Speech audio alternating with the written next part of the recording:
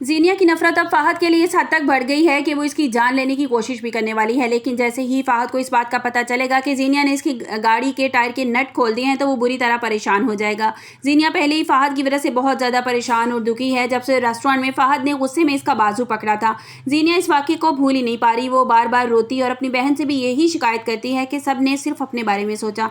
इसके बारे में किसी ने नहीं सोचा कि फ़ाहद से दूर होने के बाद इस पर क्या गुज़रेगी। ज़ीनिया कहती है कि अगर इसकी बहन फ़ाहद से शादी ना करती तो कोई क़यामत ना आ जाती। सबने अपनी ज़िंदगी को बेहतर बनाने के लिए इसकी ज़िंदगी को मुश्किल बना दिया। इसी तकलीफ़ और गुस्से में ज़ीनिया फ़ाहद को अपनी ज़िंदगी से हमेशा के लिए निकालने का फ़ैसला कर लेती है। इसलिए ज़ीनिया फ़ाहद की गाड़ी के टायर के नट खोल देती है। नट खोलने के बाद वो बड़ी खुशी से कमरे में आती है। कमरे में पहुंचकर ज़ीनिया आबिस को देखकर बहुत ज़्यादा खुश होती है और उसे बताती है कि आज बहुत ज़्यादा खुश है क्योंकि इसने अपनी ज़िंदगी का कांटा हमेशा के लिए निकालने का फ़ैसला कर लिया है। आबिस ये सुनकर हैरान हो जाता है और ज़ीनिया से पूछता है कि आखिर तुम क्या कह रही हो, कौन सा कांटा निकालने वाली हो। तब ज़ीनिया आबिस को सारी बात बता देती है कि इसने फ़ाहद की गाड़ी के टायर के नट खोल दिए हैं। अब फ़ाहद गाड़ी लेकर जाएगा तो एक्सीडेंट हो जाएगा और हमेशा के लिए वो इसकी ज़िंदगी से निकल जाएगा और वो उसको नज़र नहीं आएगा। जब जब वो उसको नज़र आता है, उसके सामने आता है, वो उसे तकलीफ़ देता है, इसलिए मैंने उसे ज़िंदगी से निकालने का फ़ैसला कर लिया। ये सुनकर आबिस के होश उड़ जाते हैं। वो फ़ौरन उसे अंदाज़ा हो जाता है कि ज़ीनिया कितनी ख़तरनाक हरकत कर दी है। आबिस वक्त ज़ाया किए बिना फ़ाहद के पास पहुँचता है और इसे सारी बात बता देता है और फ़ाहद कहता है कि ज़ीनिया तुम्हारी गाड़ी के टायर के नट खोल दिए हैं, वो चाहती है कि तुम्हारा एक्सीडेंट हो जाए। ये सुनते ही फ़ाहद के होश उड़ जाते हैं और फ़ौरन अपनी गाड़ी की तरफ भागता है ताकि कोई हादसा होने से पहले इसे रोका जा सके।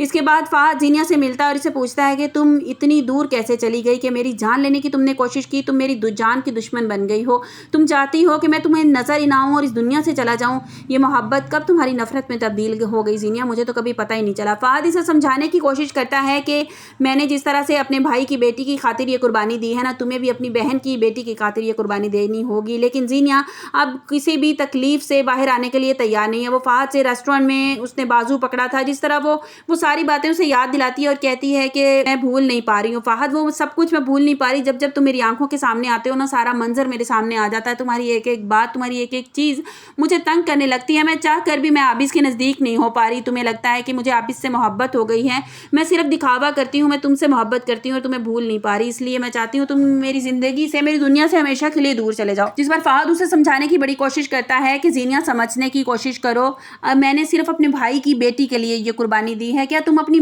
बहन की बेटी के लिए कुर्बानी नहीं दे सकती। जिस पर ज़ीनिया कहती है कि बच्चे तो यतीम खानों में भी पल जाते हैं, सब तो सारे रिश्ते तो है थे उसके पास, नाना नानी दादा दादी, तुम थे, मैं थी, सब तो थे, तो तुम्हें ये कुर्बानी देने की क्या ज़रूरत थी। मुझे खुद से दूर करके तुमने खुद को और मुझे अजियत में डाल दिया है। फ़ाहद तुम्हें ऐसा नहीं करना चाहिए था, मैं अपनी जान दे दूंगी या तुम्हारी जान ले लूँगी। जिस पर फ़ाहद उसे बहुत ज़्यादा समझाएगा, उसे उसकी मिन्नतें करेगा कि देखो मैं पूरी कोशिश करूँगा कि मैं तुम्हारे सामने ना आऊँ, लेकिन कोई ऐसी बात ना करो, ज़िंदगी में मूव ऑन करना सीखो, अपनी ज़िंदगी को आगे बढ़ाओ। आबिस बहुत अच्छा लड़का है, वो तुमसे मोहब्बत करता है और इस बात को समझो। लेकिन ज़ीनिया तो दीवानावार हरकतें करती है, जिस तरह से उसने हरकत आज की ना, इसके बाद आबिस बहुत ज़्यादा डर जाता है।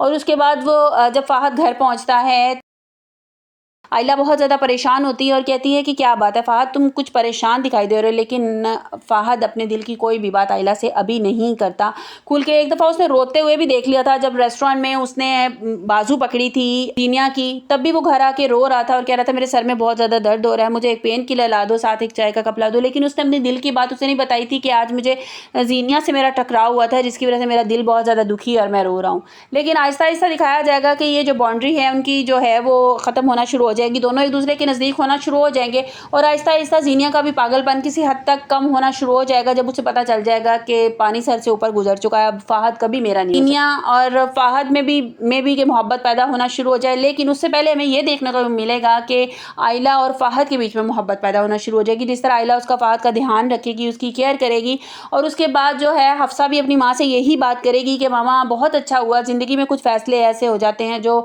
हमारे लिए बहुत अच्छे साबित होते हैं कि मैं कभी भी नहीं चाहती थी कि ज़ीनिया जैसी लड़की फ़ाहद की ज़िंदगी में आए। कितनी खुदगर्ज़ और खुदसर लड़की है और ये बहुत ही अच्छा हो गया कि आइला जैसी लड़की इसकी ज़िंदगी में शामिल हो गई है। तो आने वाली एपिसोड में हम लोगों को यही देखने को मिलेगा और बहुत ज़्यादा इंतज़ार है इस चीज़ का कि इन दोनों की लव स्टोरी कब शुरू होगी और कब ज़ीनिया जो है वो इस बात को तस्लीम करेगी कि ज़िंदगी में सब कुछ बदल चुका है, रिश्ते बदल चुके हैं, रिश्तों की हकीकत बदल चुकी है। आपको मेरी वीडियो कैसी लगी कमेंट्स बॉक्स में अपनी कीमती राय का इजहार ज़रूर कीजिएगा। मिलते हैं एक नई वीडियो के साथ, अपना बहुत सा ख्याल रखिएगा। अल्लाह हाफिज़।